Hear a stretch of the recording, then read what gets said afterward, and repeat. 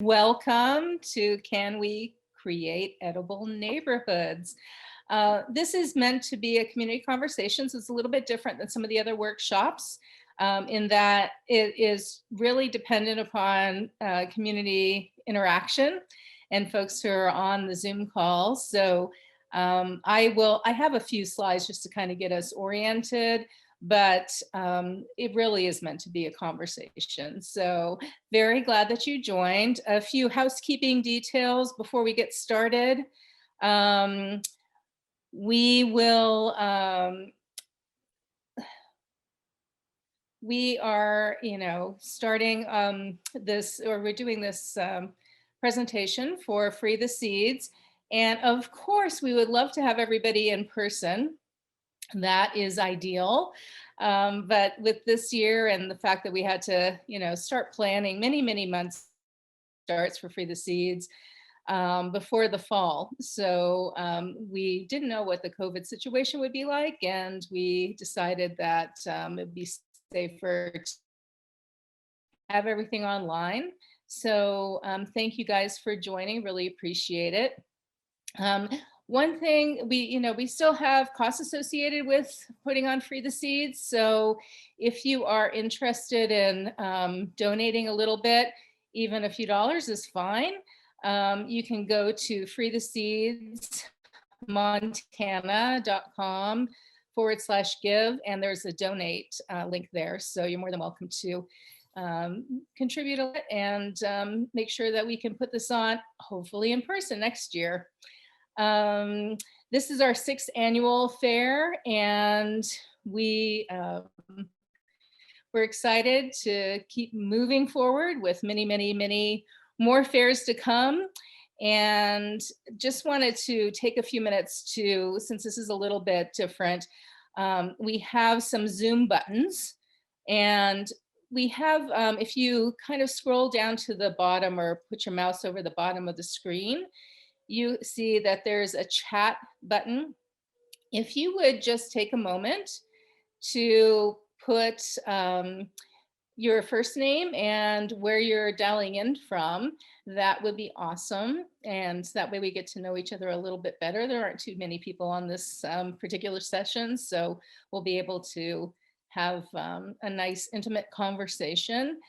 So feel free, if you scroll down again to the bottom of the screen, you'll see chat, click on that little, it looks like a thought bubble, and then you can just type in your name and location. I see everybody's got it. Awesome. We even have Minnesota representing. That's awesome. Welcome. Thank you, everybody. So while you guys are doing that, we also have a Q&A button down at the bottom. I think what we'll do, since this is a community conversation, is feel free when you want to talk, just unmute yourself and speak up. I think that's, probably the best way to have a conversation, is everybody just talks. If you're too shy to talk, not a problem. Just type your question in the chat box, and then we can go from there. So anyway, I think that that does it for the admin details. I am Isa Lund, and I've been on the coordinating committee for Free the Seeds from like week 2. I heard a podcast that Robin Carlson, one of our fearless leaders, put on many years ago, and they said, hey, we're doing this thing and we would love to have somebody, more people join to help coordinate. In particular, we need somebody to help coordinate volunteers. So I was like, okay, I think that sounds great. And I was kind of looking for a way to get more involved in the community, and I've been sucked in ever since. So very happy to be part of this conversation.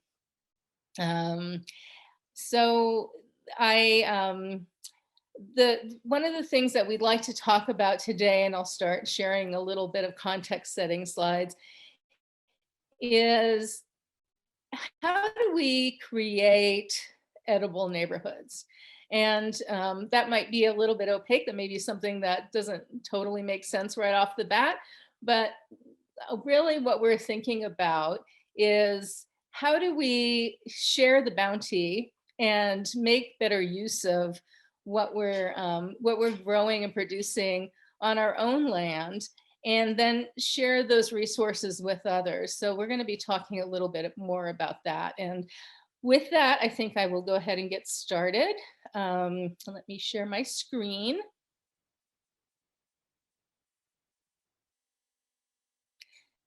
And again, this is meant to be a very open conversation. So feel free to chime in anytime you have a question.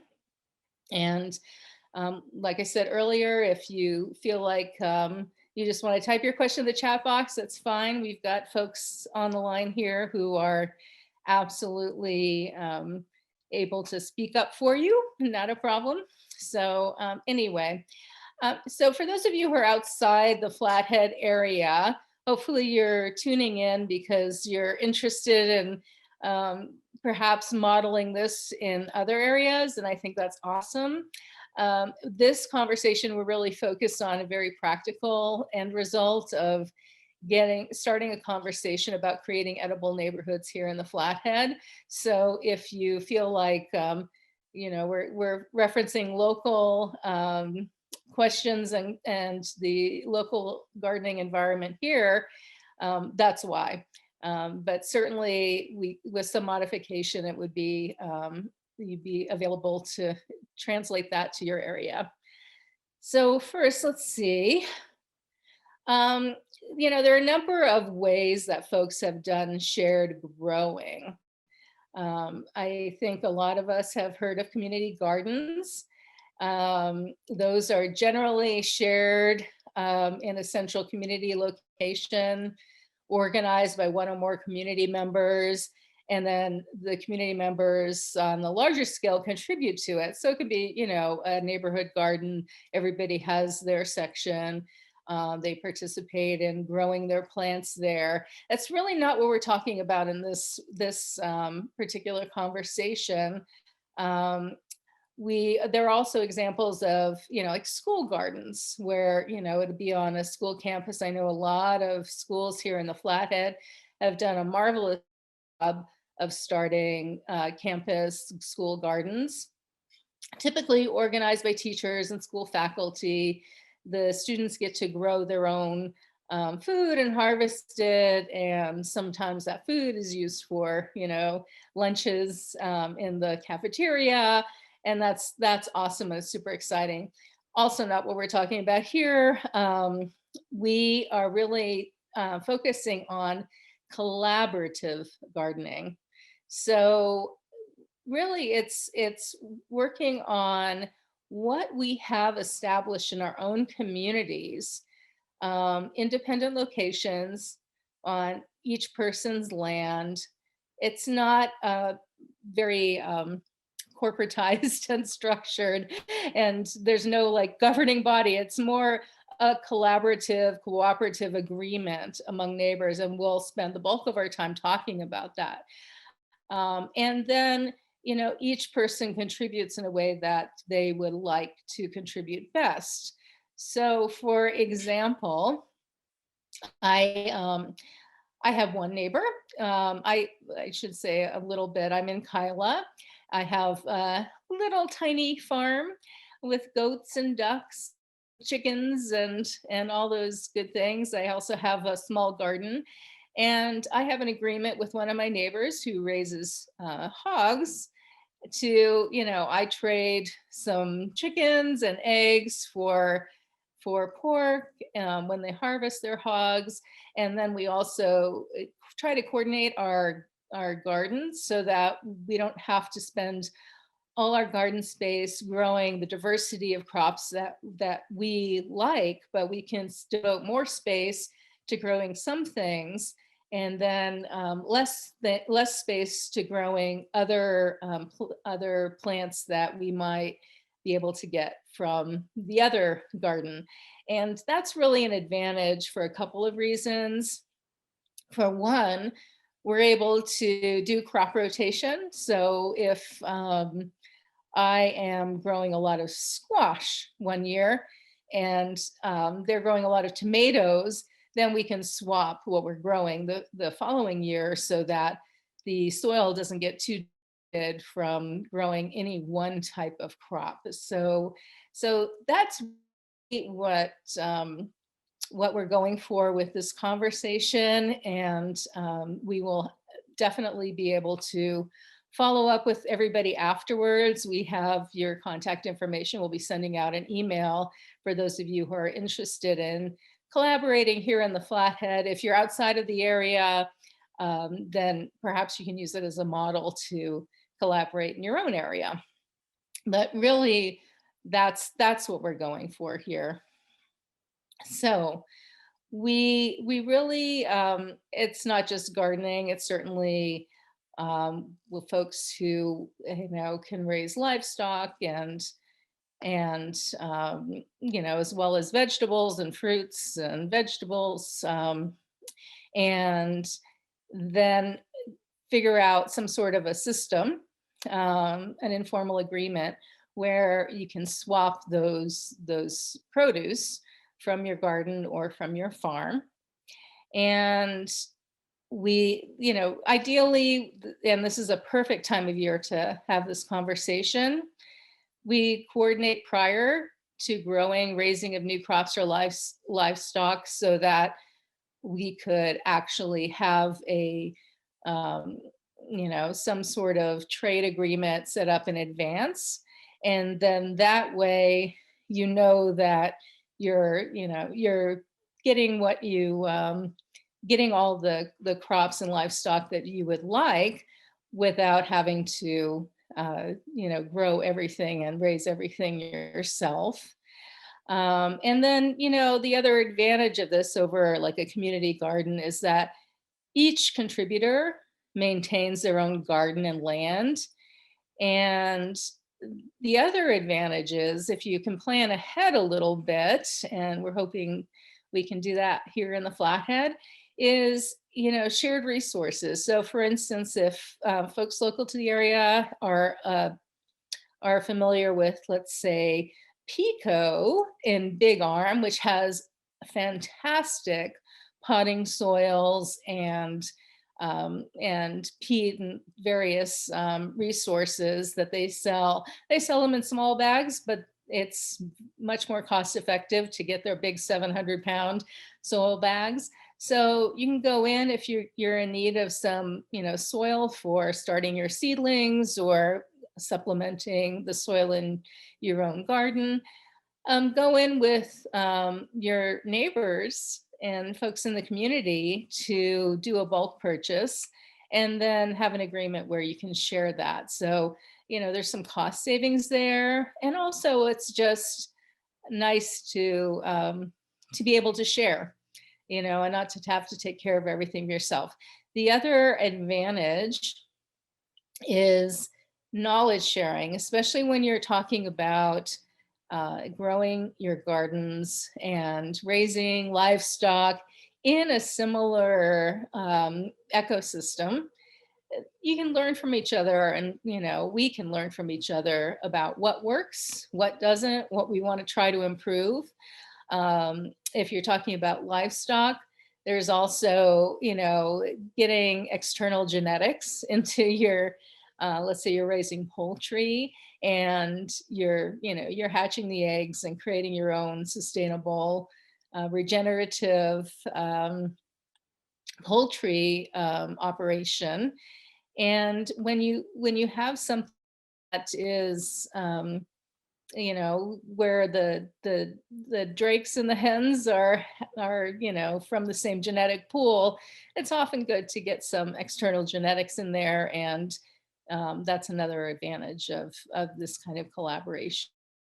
So that is really, what I'd like to talk about today and explore if we can get something like that started here in the Flathead. And I think that was it. Oh, this is the next one where I jumped ahead of myself here. So again, it's about improving local resilience and abundance, sharing costs, learning from each other, and that is hopefully something we can get going here. So, then the question becomes, how do we connect with neighbors interested in participating? I think that, it doesn't literally have to be neighbors, it can be anybody within a reasonable commuting distance.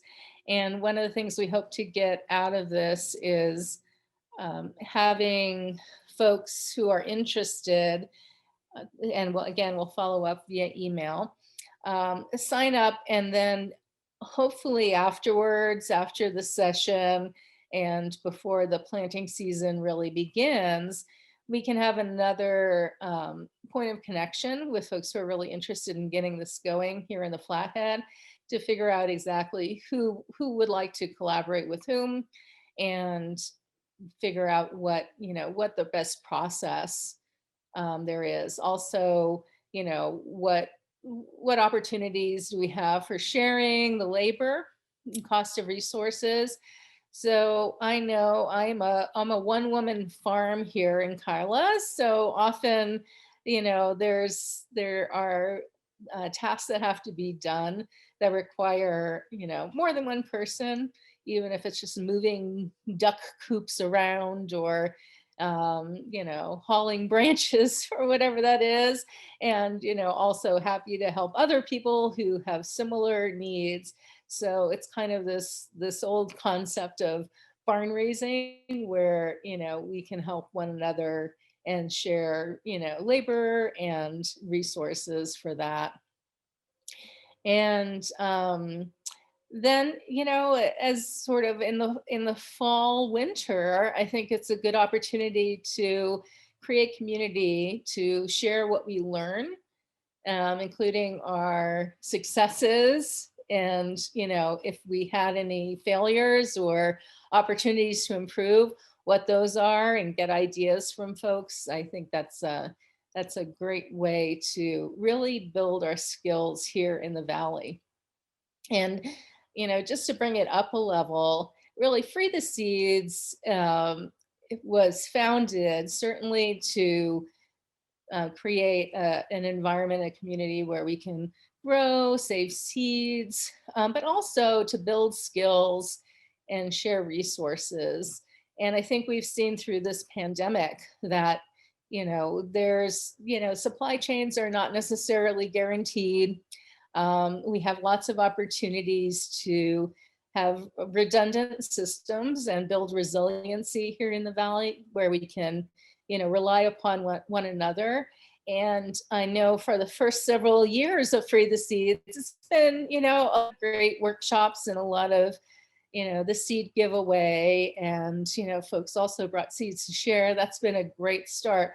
But also thinking to the future, how can we really, create that community around collaborative resource sharing and gardening and livestock raising, so that we are more self-sufficient here in the Valley, can learn from one another, and again, share our resources. So those are just a little bit of that's a little bit of context for this particular conversation. What I would like to do next, and I'm going to stop sharing here so I can see your nice faces.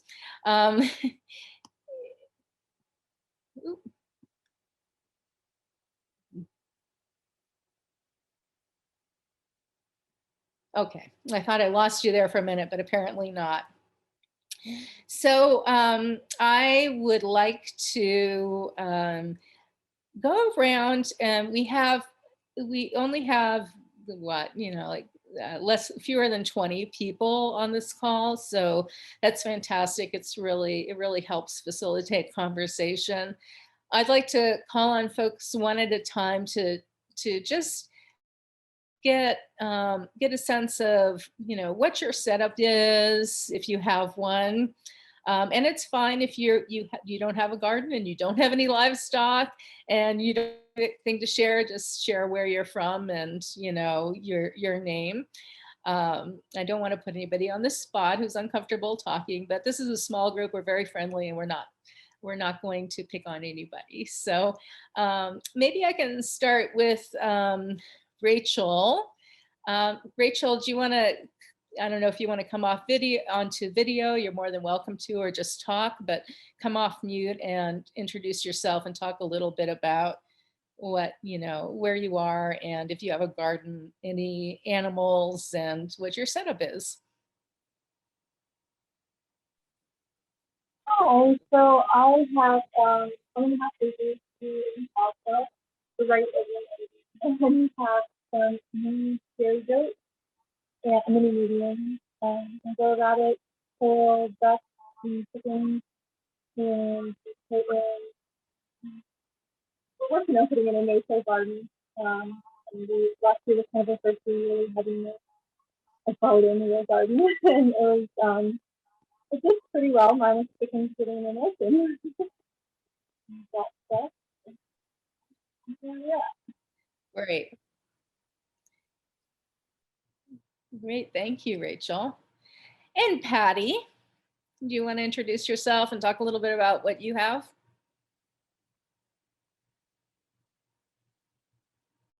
And feel free to take yourself, if you want to take yourself off mute and then put on your video. I would love to see your smiling face as well. Trying to get it to cooperate here. Maybe there. Yeah, I got bad light behind me. But I'm Patty Armbruster, Eastern Montana. Great concept. I think it'll work great in a community, especially with people that are already interested in healthy food. In our environment, we just simply don't have the people to do a lot. So far, what we've started and tried, we've been a little disappointed, but we're not going to stop trying. But that's kind of where we're at. We only have 350 people in our whole. You're out at Hinsdale, right? Yeah, in Hinsdale, and we're 30 miles to a grocery store, and just, I don't know. You'd think people would be alarmed and they would be thinking differently, but so far, they're not that alarmed. I mean, there is more people probably growing food this year than we have probably in 50 years, or not 50 years, but 30 years for sure.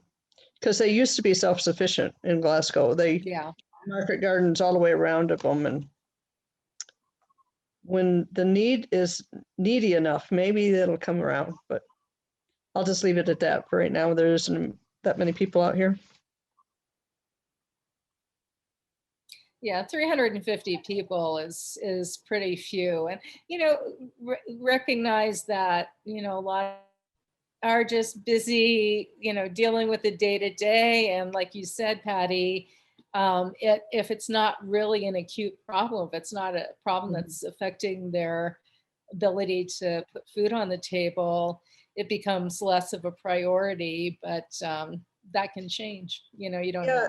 And the education level hasn't been high enough to understand what our food source really is and how urgent they should be thinking and acting. I think we're just on the tip of starting to get a few people thinking that way. There's starting to be more people, but just not enough of them. Yeah, that's true. Okay, John, do you want to introduce yourself and talk a little bit about your setup? Yeah, so my name is John Wallace. I work for NCAT down in Butte, Montana. I manage the SIFT demonstration farm. And currently we operate about 2 acres and we just grow mixed vegetables and we donate them all to food bank and other community organizations that deal with food insecurity. And, I'm trying to wrap a lot of this around my head about what we can do, but essentially we've been focused just on education. And, every year we work on a gleaning project where we go through different people's gardens and we take what we can and bring it to the food bank. And that's kind of where we've been operating. We've been thinking about community gardens and stuff like that, but we've obviously struggled here. I'd say about 80 years ago, everyone was food sufficient in this valley, and things have really changed here. I mean, we have some staggering, numbers as far as population back then and what it's become now. So I think we went from 100,000 to about 30,000 people. And we Wow. have to deal with soil toxicities and stuff like that. So there's this idea that you can't do it here, and we've been trying to overcome that and teach people about, how even creating healthy soils can help with even metal toxicity and uptake and things like that. We've worked with Montana Tech to try to understand some of those things and see what we can do. And that's really my background in coming into all of this. So I'm fortunate to hear what everyone else has to say too. Yeah, thank you. Thank you, John. That's amazing. Is it Margit? Margit?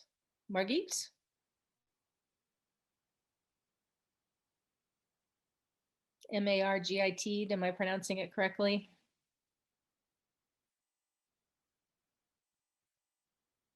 Okay. Moving on, we'll come back to Margit. Moving on to Laura. Laura, feel free to put on video if you feel comfortable.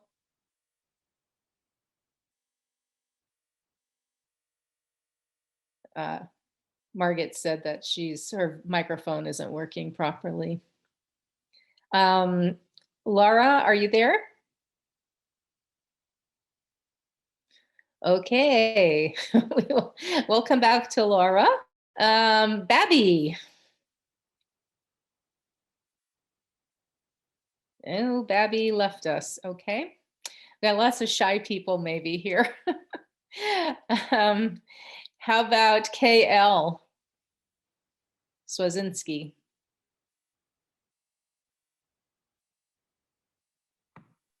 Hi. Thank you for your presentation. I learned about it on Eventbrite. I'm way back here in Minnesota. But it's interesting. It sounds like you are, you're working towards back and forth between your community or CSAs. I don't know.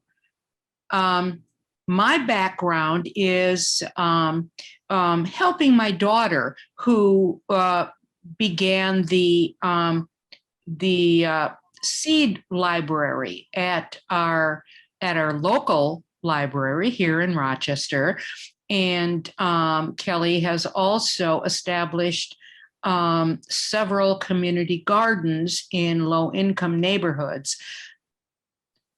It's unbelievable that our wealthy county has increasing food deserts. So that's our primary focus, is getting food to people.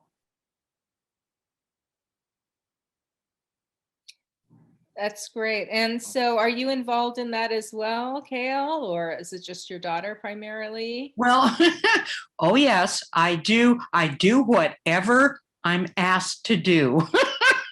I'm 75, so I'm not a director, but I follow directions. Yes, I pick up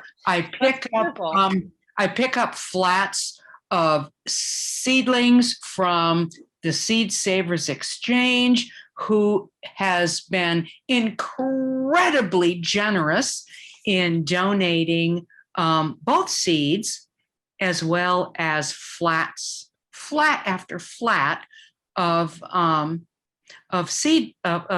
seedlings to our community. And I'm sort of a gopher. Well, it's wonderful. We need, there's always use for people who do the actual roll up your sleeves work, not just coordinating. Oh yes, gophers are great. Well, some types of gophers, I'm not sure I love them in the garden, but that's another type. This is true. All right, thank you. Next, Chris Carlson. You want to tell us a little bit about your Hello setup there. and where you are? I'm Chris, and I live in Summers, Montana. And my husband and I are in our late 50s, and we live on about 40 acres, so we have plenty of area. But our setup is we have cows in our field, usually just 2 a year, and then they graze on about 8 acres of grass-fed cows. And then we've been working with the local area to do apples. And so apples have been for the juice. So we have a cider press, and we've done up to 500 gallons of cider. And it's just not for production, but it's for people. And so neighbors and people who help come just take down how much cider they can take, apple juice basically. And then we feed the deer with that. We have a garden, and we put in, I don't know how big the garden is, but quite a bit of vegetables, and also have hops. And we've been able to brew both cider, which would be a hard cider for the apples, and the hops for the beer. And so we've been able to do a little home brewing, and we can trade that for eggs or whatever. So our neighbor has eggs and chickens down the road. We raised 2 kids and had foreign exchange students, so they've loved our little hobby farm, if you will. And also we source in cherries and huckleberries up in this Flathead area. Those are 2 of the fruits of the area. So we can go up the hill and pick huckleberries and make either muffins or anything else. So that's about it. Thanks for the seeds, by the way. Well, it sounds like you're already well on. Yes. Oh, happy to. Yeah. So we it save sounds our like you're well seeds on your every way year, for and this. seeds are important. We, carve out the pumpkin and we eat a bunch of seeds, but we also save the seeds for the next year on the best pumpkins. So whatever. Yeah. So it sounds like you already are doing this kind of collaborative gardening and livestock raising. Have you been doing that for a long time? Well, we've lived here about 25 years, so yes. But it's now that we're both retired, we are able to, see what the needs are and try to do more. Yeah. So not going to work 8 to 5 or 10 hours a day or whatever that was. And so have a little more energy to do for the neighborhood. Yeah, I would love to have more conversation once we get everybody, do the roundtable. I'd love to hear what you learned so far, and if you can kind of be thinking about that in the back of your mind while we're doing the rest of the intros, that would be great. Sure. Okay. How about thank you, Chris. You're welcome. Cecilia, do you want to share? You can come over here and join the conversation too. Tom. Did it come up? Oh, there we go. Hello. I can't stay long, but I'm living in Columbia Falls. I'm 62, and prior to this, I was in Bozeman, and I had a really nice connection with lots of people. I like to think of myself as a scavenger, finding free food in the sense of, especially fruit and produce such as that, and then making sure it gets to people who can use it. I hate to see it wasted. And for example, last summer, on the past 2 years on Flathead Free Facebook page, since we're new to the Flathead Valley as of 2018, I didn't have my usual plum tree, and I didn't have my usual source of apples and all of those things. And so I just went on Flathead Free and found them. And then I just called friends and said, this tree is loaded, come help me pick it, you know, and then we did whatever. The same thing with a boatload of pumpkins. Some friends of ours were out of town. They had a huge garden.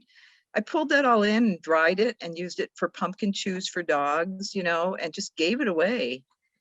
And I guess to me, that is another aspect of community gardening is how to redistribute things to people who may not be paying attention to gardening.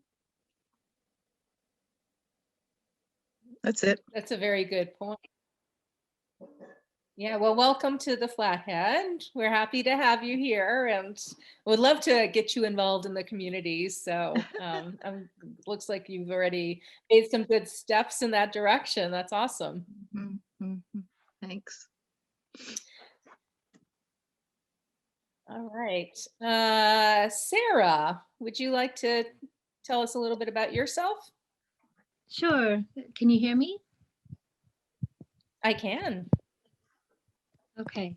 I'm not sure my connection is good, but my name's Sarah Scott, and I just moved here a little over a month ago, bought a house downtown Polson to be closer to my parents. My mom grew up here, and I have a lot of relatives living in Polson. I'm coming from the Pacific Northwest, where I grew a lot of food very easily in a beautiful climate, and pretended I was homesteading. So I'm coming from 18 years of very forgiving food environment, and then moving to this home that I bought had it was basically the ground was, I think, like a used car lot before I can grow food there. So I'm learning about that. I never had to remediate. I'm really grateful to have come across you in the newspaper and got some seed for people in the community that can help me to wake up the dead soil in this tiny little square of land and figure out how to start sharing resources. That's what I really enjoy. So thank you. Yeah, well, again, welcome to the area, and thank you. Sounds like you two are off to a good start. So my tiles here with the folks who are online are switching around. So if I miss anybody, please speak up. I think I have Chris Carlson. Do you want to share a little bit about yourself? I did already. I once did. Okay, already. gotcha. So you got me. Sorry. That's okay. All right. So Ryan, I don't think I've got you yet. Ryan, do you want to share a little bit? Sure. Sorry. Sorry for that background there. I apologize. I joined late and missed the presentation, but we were fortunate enough to purchase a house in Kalispell years ago that had mature apple and pear trees, or a tree of apple and a pear tree. We've planted a plum tree and got some raspberries going, strawberries, and we have a small garden, but I have to admit that we're not the best gardeners. We mostly just do some squash and some tomatoes. But definitely with the mature apple and pear tree, we have more than we can use ourselves, or that we have time to use, I guess. And so we try to take the excess to the food bank. And recently our neighbors have discovered our trees. So we've had last year some knocks on our doors asking for some of the excess. So you know, definitely on the apples and pear, we do have some excess that we'll, you know, share with the food bank, or maybe our neighbors, and And then hopefully, as we get more time and develop our backyard garden more, maybe we'll have more things to share as well.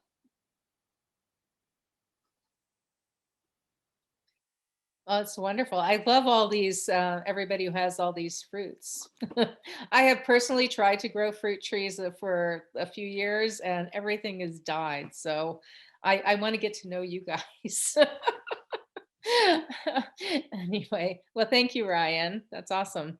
I know, Robin, you said you were driving. I see a note here. Do you want to share anything, or if you are still driving, that's fine.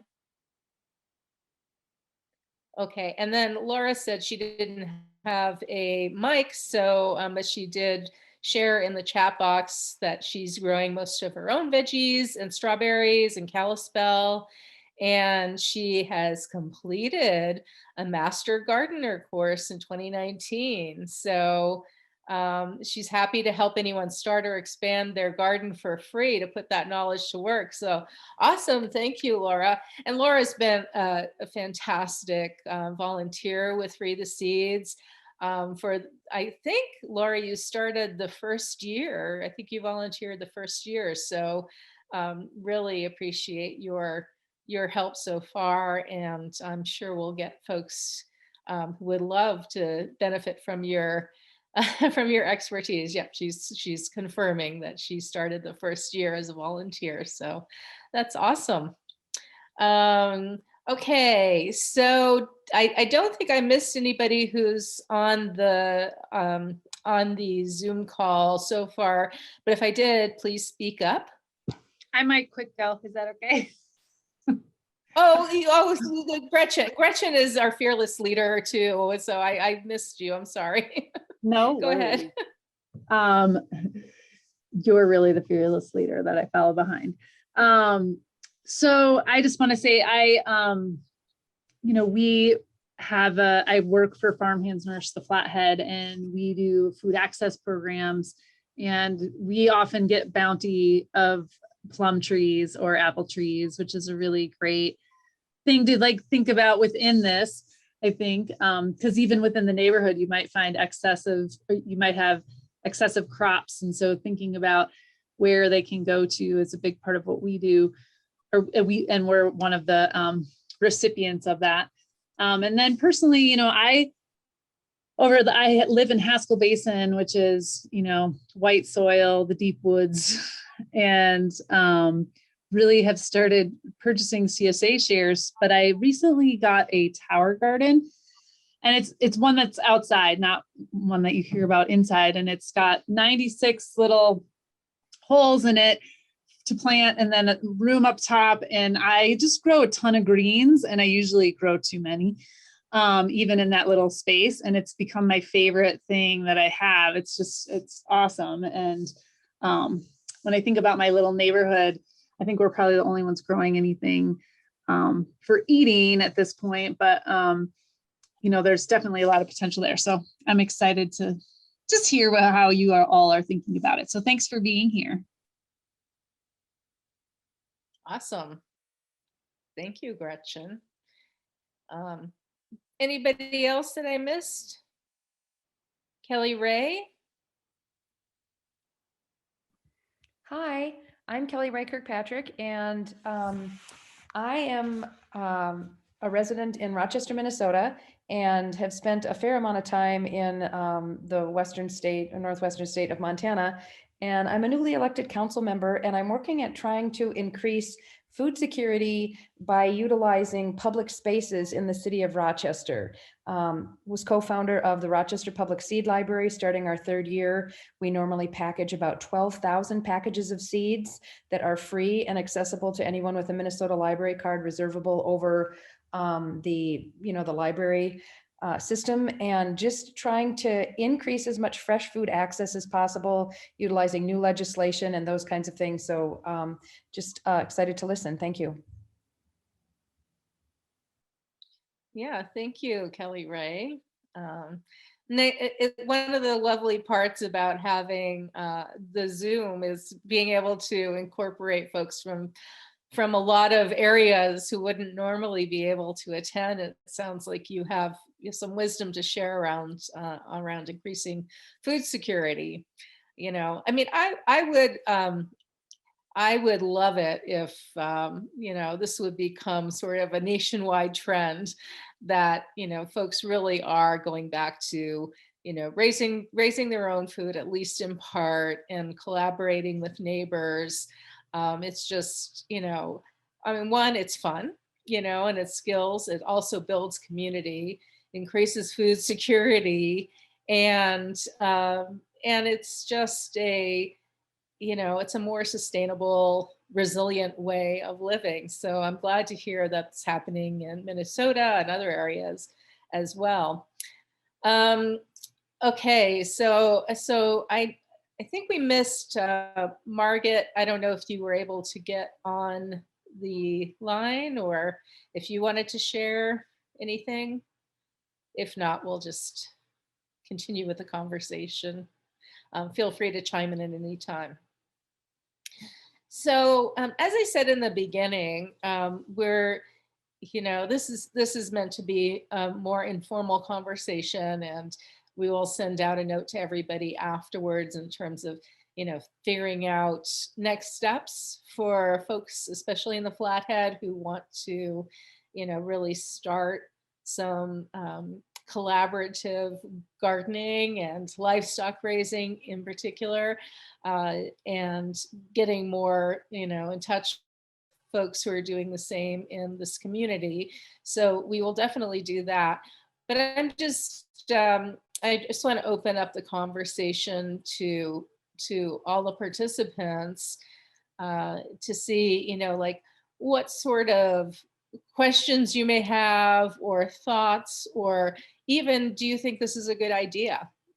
So anybody want to jump in? And Patty, I know you may have some learnings from your community in which you've tried to get going. So I don't know if you want to share a little bit more about that to get the ball rolling, but would love to have that input.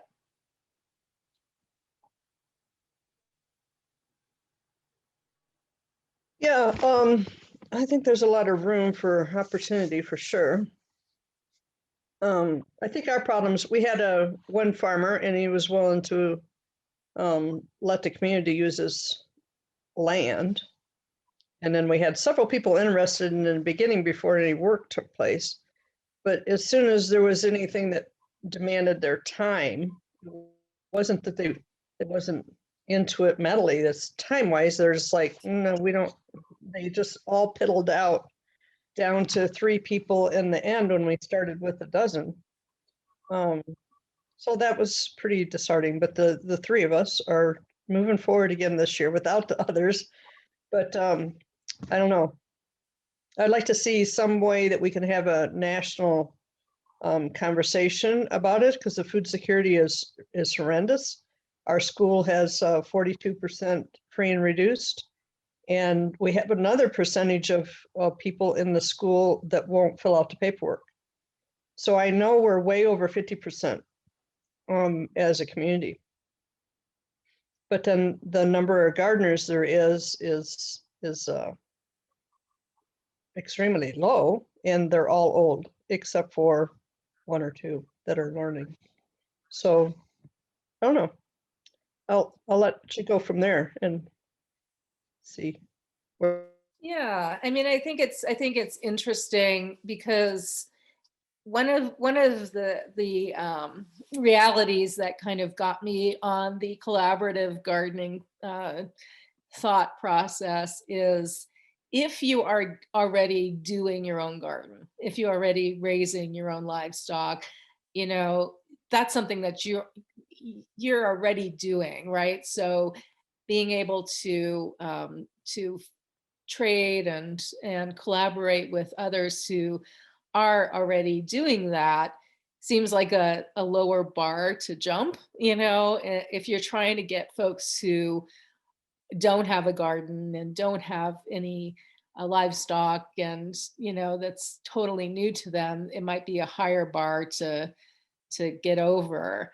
But, if, like in your area, because you have such a small population, it may be that's not the first step, right? The first step is to do what you've been trying to do and increase food security in your area. So that's what I was thinking. I don't know if anybody else has any, it sounds like, Chris, you've already had some experience with, trading with your neighbors. I don't know if you have any thoughts about, what's worked, what hasn't, or if it's just been a really informal process. What's your experience been like? My experience has been an informal process. I mean, we've been able to share, so we've offered and then people reciprocate, and or we've also had people who, they want to buy grass-fed beef. And so instead of paying the whatever it is per pound, we buy the yearlings and we raise them over the session, and then they come back, in white packages, basically from the butcher. But they like the idea that they have, something else to trade, because that's important. I think is they might have the apple tree, or they might have the plums or whatever. And to the point where the lady said earlier about all the plums and apples, or the gentleman said that there's more abundance than they have. That's what's happening, is everyone in our neighborhood is gleaning the fruits. They go knock on little lady's house and say she can't pick her apples, but she wants enough for about 5 pies and 3 crisps. And, we'll take up the rest of those apples and put them into the juice or press them and then give them back to her, and so she can have apple juice, and there's more than she can even share, so it's, it's a work in progress. It's been informal.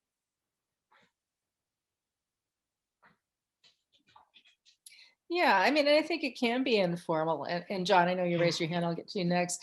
I just, one of the things that really stands out to me from your comment is so many of us just produce way more than we can possibly eat of any one variety.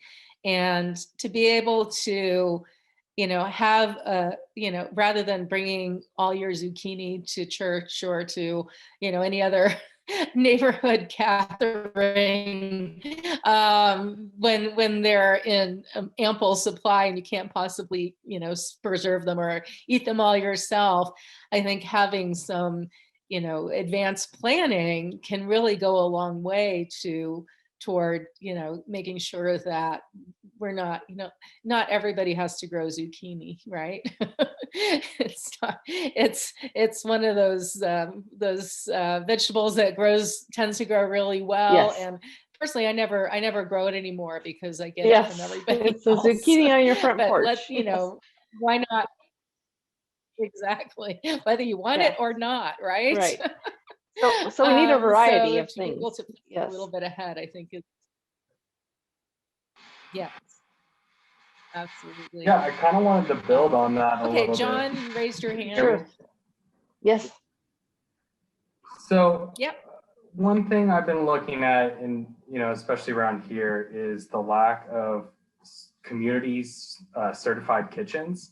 And we've been looking at the ability to maybe purchase a cooperative certified kitchen where people could bring those things in.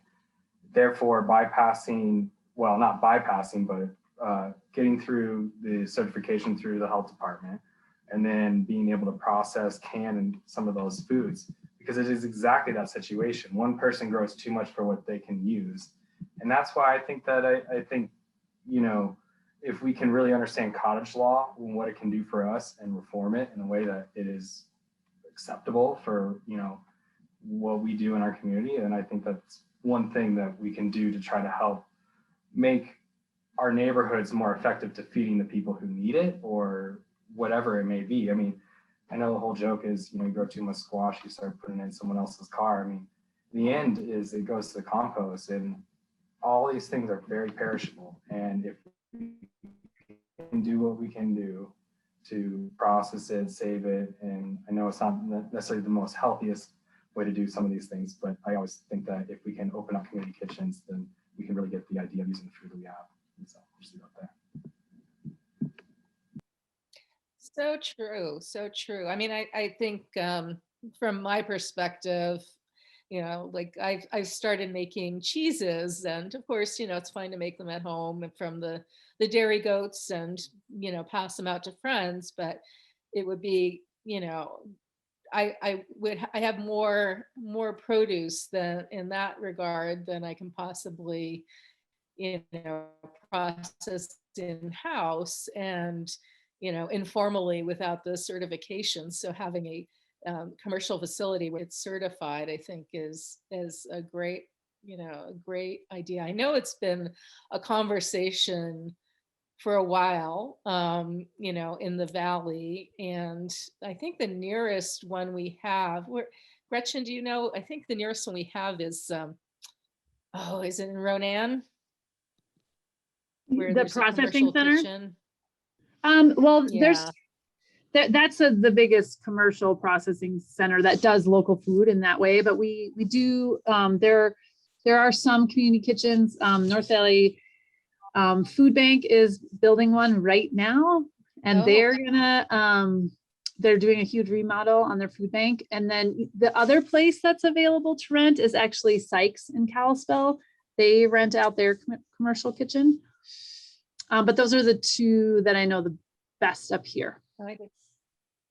Right. I just want to mention I'm in Butte, and so we've really struggled with this. And I've been very lucky to work with the SNAP education program, and they do have a certified kitchen. And so we work with them to do different trainings on, you know, how to use everything you can grow in the garden. And we're lucky to have that. And if you don't have something like that, then that really limits you in your area. Yeah, very good point. Patty, I see you have your hand up. I wanted to really encourage John to idea going. I think it's vital. There's a great model to follow down to the Livingston Food Resource Center in Livingston. That it's just unbelievable. I think we should have one like theirs in every region of the country, right? That not just in Montana, but all over the country. So I don't know if anybody knows any politicians, but we need to get the politicians realizing what the people need, and we need food. Right on, Patty. And I guess for those of you who don't know, especially the folks from Minnesota, the Livingston Food Resource Center is actually, it starts as a food bank, and it has a commercial kitchen space, and they purchase local food and make local meals out of that food for their food bank participants. They really only have coolers and freezers. They give very little canned goods out. It's amazing. They have a bakery that they both sell and give fresh baked bread to their participants. And it's just, you know, they use the abundance of the area, and it's a huge community effort. So I just thought those of you who might not know about it would want to just know a little bit about that. Most importantly, they train those people for jobs that they can get hired for. Yep. And Gretchen, they also are reaching out to the schools. So if your school wants the fresh baked bread, and mostly broccoli and carrots, they told me would be available, but their school needs a contact because they got supply that they could get into the schools. So great. I noticed we have a couple of folks who joined us a little bit afterwards, Crystal and Lauren, and didn't get a chance to introduce themselves. So for you guys who joined a little bit afterwards, what we were doing is just going around and talking a little bit about our own garden or livestock setup and where you are located geographically. Do you want to introduce yourself, Lauren? Hi, can you hear me? Yes. Okay, sorry, I've had poor connection, so I was on at the very start and then got disconnected. I'm in Phillipsburg, and I help manage the school garden in Phillipsburg and Drummond schools. And then I just grow a lot of like herbal perennials for myself, and some vegetables too. Oh, nice. And Crystal, do you want to tell us a little bit about yourself?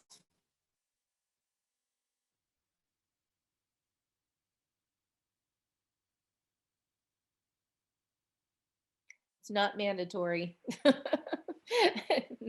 No, only if you want to.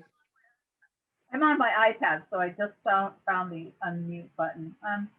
Yeah, I used to have a commercial kitchen, and I sold my business, and now I'm setting up some Airbnb spaces, and I've been considering doing a commercial kitchen. But in terms of growing, as I was saying yesterday, this property that I bought has a couple lilac bushes and some elm volunteers, and that's about it. So I'm pretty busy with the remodel, and I think I'm just kind of soaking up all of the stuff that I've been hearing the last couple of days and trying to get inspired, but I really don't have enough energy to do much. I had a garden in pots last year because I made all these starts and then I didn't have anywhere to put them. So pots work for me. But I really appreciate all of the energy and effort and the camaraderie that's been generated. I can see that you guys have worked together for a while, and I appreciate it. So it's inspiring to me. Thanks. Crystal, where are you? Yeah, thank I'm you. in Big Arm, right? Farm. Great, yeah. And have this crazy wind here. I'm used to Dixon, which was the banana belt.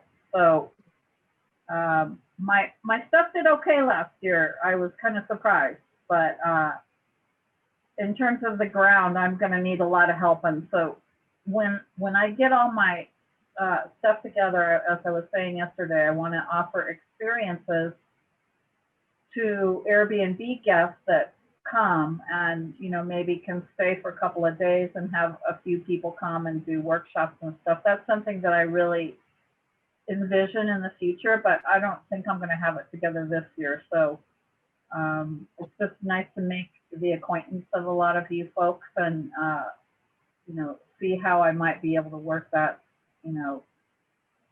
I might be able to make my vision come true in one way or another. Yeah, that's a great idea. And you could do lasagna gardening or hay bale gardening, and you only need some couple people to help you put it together, and you'll be growing soon. Oh, well, thank you. I think Laura wants to apply. Laura said she just finished her Master Gardener program, and her mic doesn't work, so I'll speak for her. So maybe Laura, you can help Crystal out in getting started. I know I've done straw bale gardens when my first year here, and they were great. That you can grow those anywhere. So that's one idea. Awesome, thank you. I appreciate that. Crystal, I just joined you. I've been listening in on my mom over here. But I'm in a very similar situation. We're up the road from you in Summers, and we just bought that Summers mansion up there, and we're hoping to put a commercial kitchen in so other folks can use it and bake delicious things and make fun stuff. Yeah. Eventually we'll put a garden in, but that's certainly not the first thing that's going in, unfortunately. We need like windows and plumbing first. But it's on the list. Infrastructure. Yeah, it's definitely on the list. I'll address in the chat, and then so we should hook up. Yeah, no, I'd love to. Wow, that's exciting.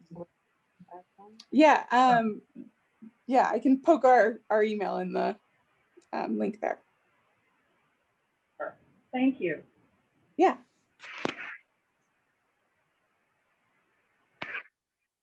Awesome. And Laura put her email there, so if Crystal, you want to reach out to Laura about getting your garden started, if you look in the chat window, she put her email address there. So you can get that started. Great. So Robin, I know you weren't on audio. I don't know if you've gotten back in. If you want to say a few words, if not, we'll move on. I know you said you were driving earlier, so didn't know if you stopped driving, but didn't want to skip over you. So, I'd be interested, like, for those of you who have done some, thinking about community collaborative gardening, do you have any thoughts about, structure in terms of, have you made any formal agreements? Or I think you said that was pretty much informal, those of you who have had that experience. But any thoughts about, what we need to consider if we're going to move forward with trying to make this a thing in the Flathead and beyond?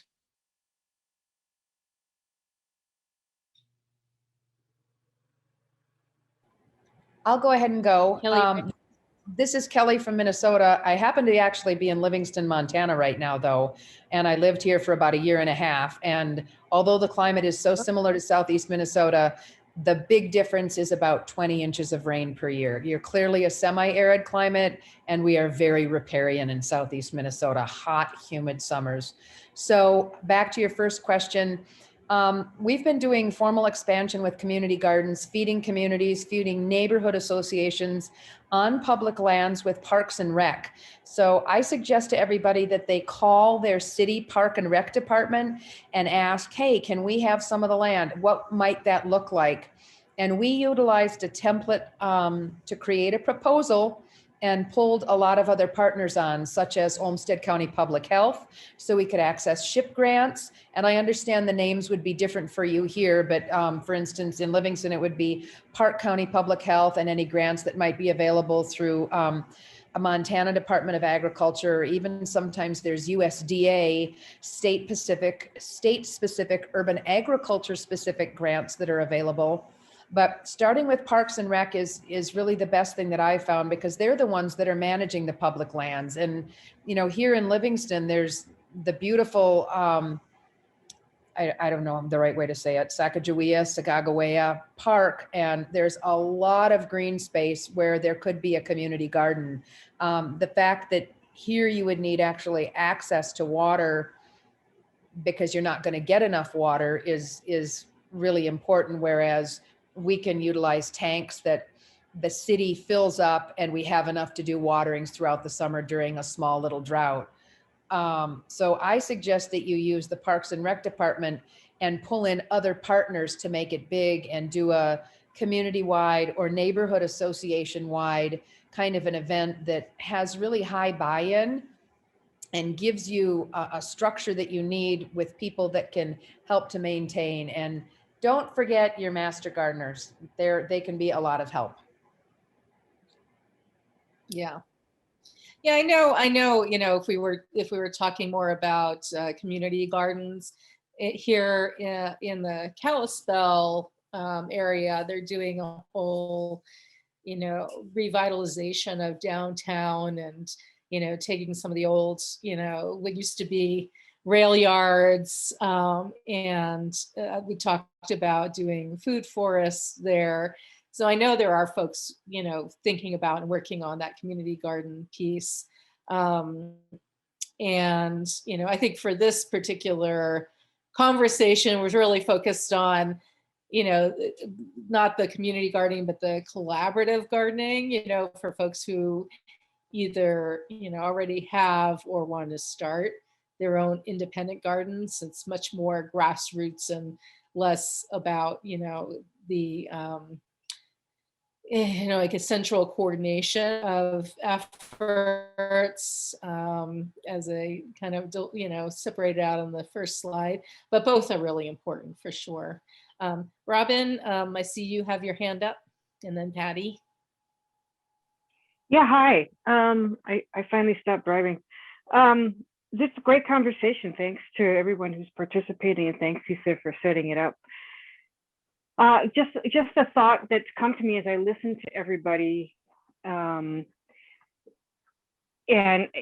what I'm hearing is that there are multiple forms or perspectives, I guess, that people are sharing. So the model that I hear Isa, you talking about is supporting people who are already growing, sharing resources so that not everybody's, having to do the whole thing. And then the other, sort of the other end of that extreme is, sort of the community garden growing for a food bank type thing. But what struck me was another opportunity to consider is a way to maybe invite labor participation by folks who don't have space for gardens.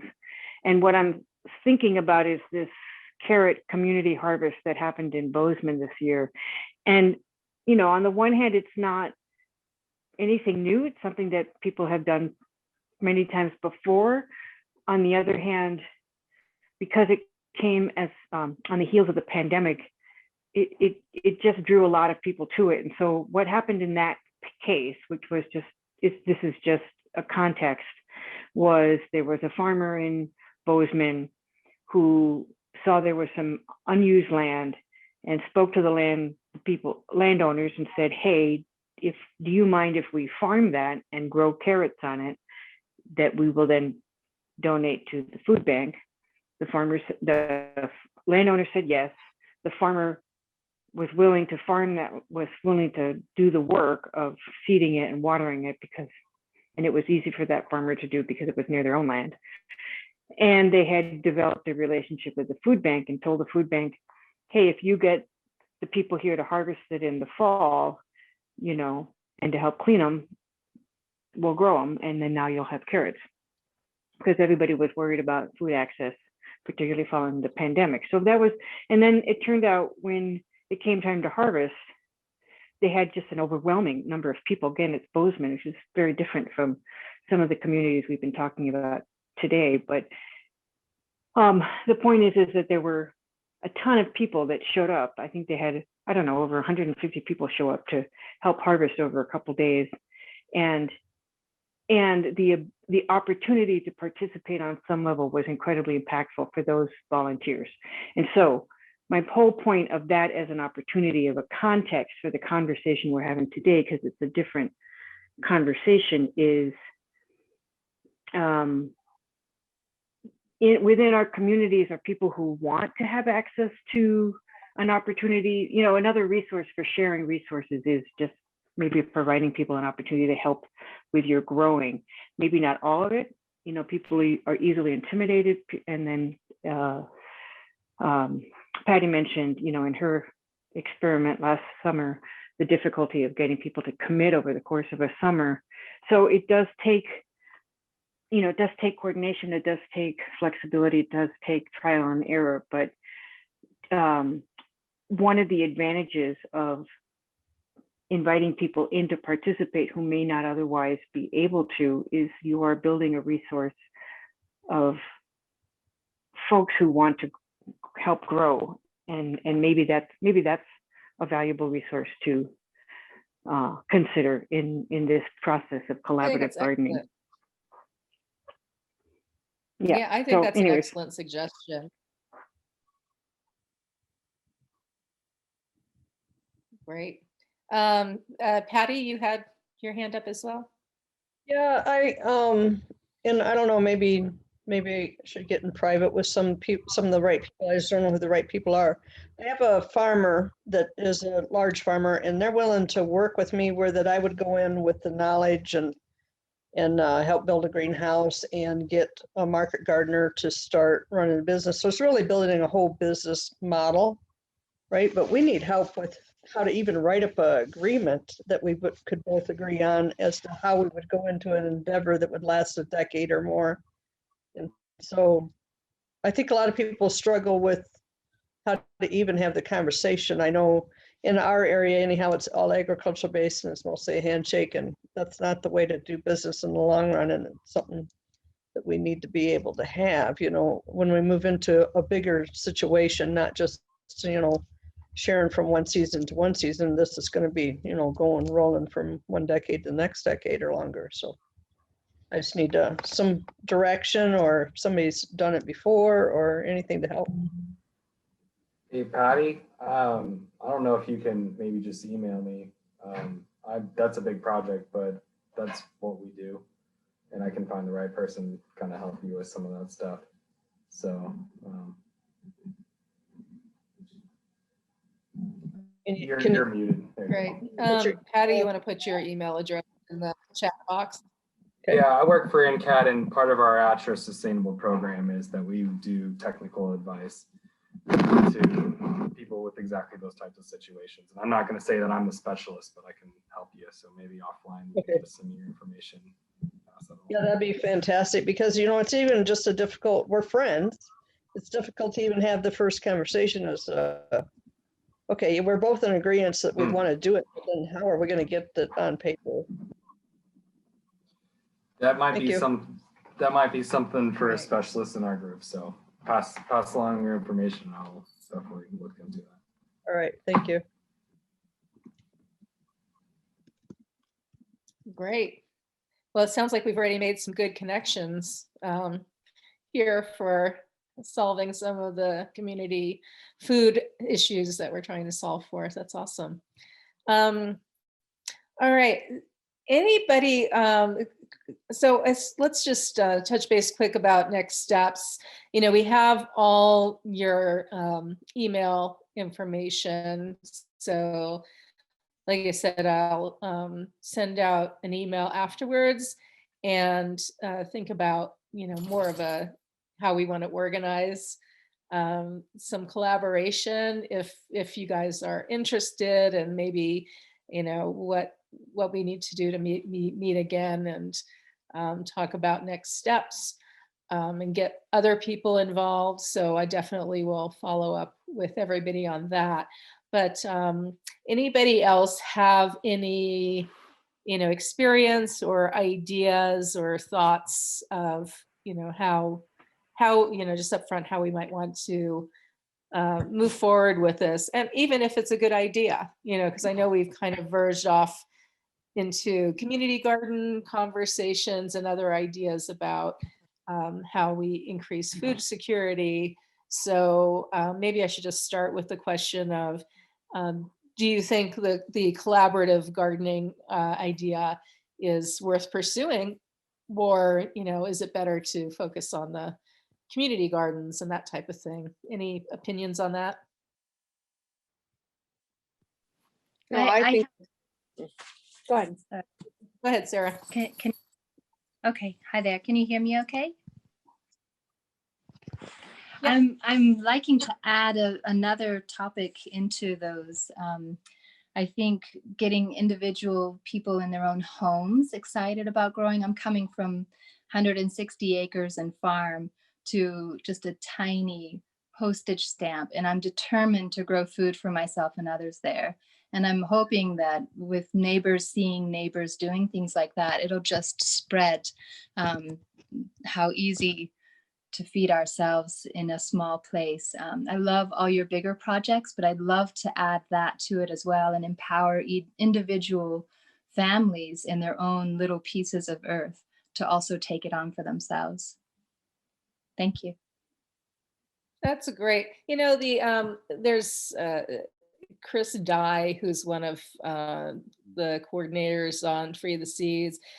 She lives in Kalispell, and she's just had a really great model. You know, one, she has a tiny, you know, like normal sized city backyard, and her garden and how she does succession planting, everything is inspirational. It's amazing what she grows there. But also, she just goes, you know, walks on the street and, you know, kind of talks to her neighbors, and she's gotten a lot of interest in that very thing just by kind of, you know, informally, you know, knocking on doors, introducing herself, saying what she's doing. So that is another, thing not to forget is, we often look to, kind of a formal organization to drive these things, but sometimes it's those informal conversations and just introducing yourself and, hey, look what I've done. I mean, that's kind of what I've done in my neighborhood here. My neighbors, they weren't growing anything. And, we're sort of up on the hill and, not down where lots of the farms are. And over the years, just like, hey, we have plenty of land here, in this particular area. That's not a problem. Why aren't we taking better advantage of that? A series of informal conversations with neighbors that really got us to the point now where, I mean, personally, I don't like eggs, but I have poultry that has eggs, so I can give my eggs away and, harvest chickens and then trade those for pork. And, then I have garden vegetables that I grow. My neighbors grow different vegetables. We kind of decide what's happening each year in advance so that we can share and swap. But a lot of that is done through informal conversations. So, let's not discount that opportunity as well. A good comment. Chris, I know you were going to say something. No, I don't think so. Go ahead. Okay. I thought you had started to speak up. Anybody else? We're getting down toward the bottom of the hour here, so we're going to wrap up shortly, but any other thoughts or anything you guys wish that we had talked about?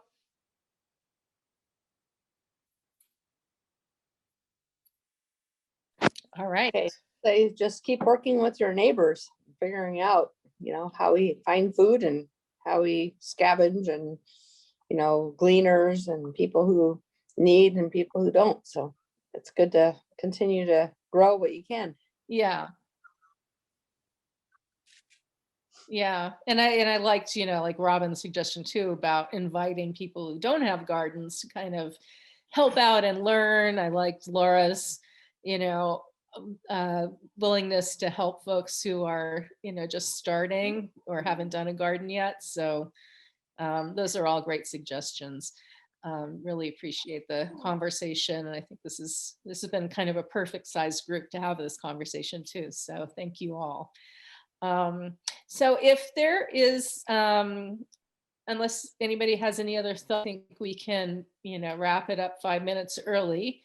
And we will, like I said, we're a volunteer and donor supported organization. So if you feel inclined even, to donate a few dollars, it's fine. Go to freetheseedsmontana.com /give, and you'll see options for donating directly online.